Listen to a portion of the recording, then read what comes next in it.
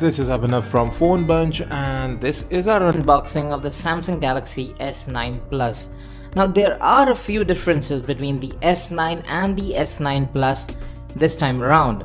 So you have dual cameras here and you also have 6 gigs of RAM. I've got the coral blue color for you. So let's have a look at the phone. Let's unbox it first and I'll talk about the specs in the meanwhile. So you get the Exynos 9810 octa-core processor here. You have 6 gigs of RAM, 64 gigs of onboard storage. There is a 256 gig variant as well. Inside the box you get a quick start guide. You also get a TPU case here. With the Note 8 we got a hard case. This is a soft one but still good to see. And there's the phone right there. You also get a quick charger within the box. You have a USB-A to USB Type-C converter. Always great to see such things within the box. And then you have the USB Type-C charging cable.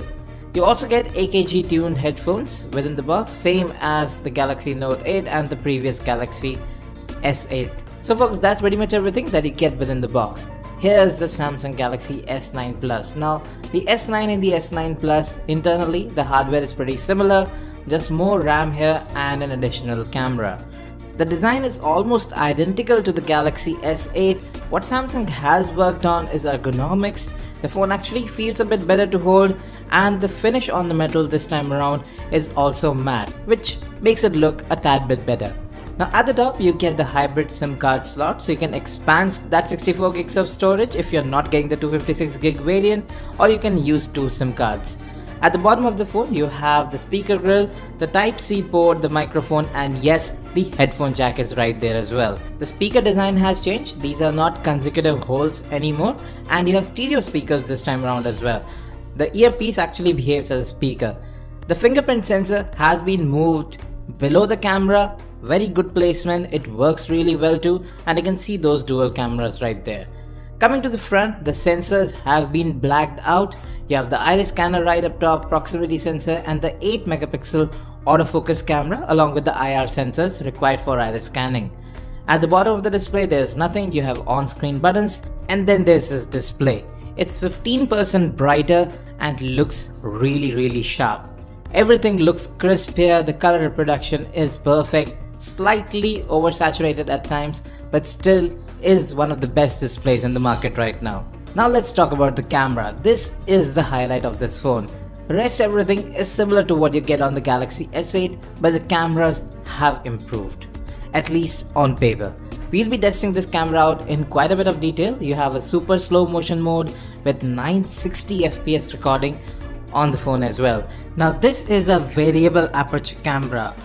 More precisely, it's a dual aperture camera, so you can either switch between f1.5 or f2.4. By default, the camera goes to f2.4, but if in low light condition in auto mode, it will switch to f1.5. If you want to manually trigger it, you have to go into the pro mode. The f1.5 image is actually noticeably brighter, although not as sharp as the f2.4 image.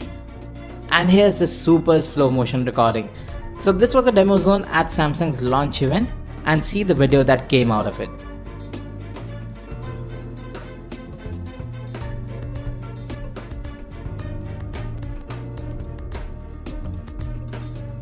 This is pretty neat. Now Samsung is not the first to provide 960 FPS recording on a smartphone. Sony phones have had that for some time now, but still it's good to see. You get Android 8.0 Oreo right out of the box on this one. Out of the 64 gigs of storage, you'll get about 50 odd gigs, which is quite alright, and you can always expand that. And we had about 3 gigs of RAM free when no apps were running in the background. The phone feels noticeably quicker than the Galaxy S8 and even the Note 8 to an extent. The iris scanner seems faster. This time around Samsung is using intelligent scan, which matches your face or your eyes based on the lighting conditions, so it uses either of those two. And then the fingerprint sensor, that is actually quite fast as well. The placement, as I've said, is finally right this time around. Then there are the stereo speakers. Have a listen.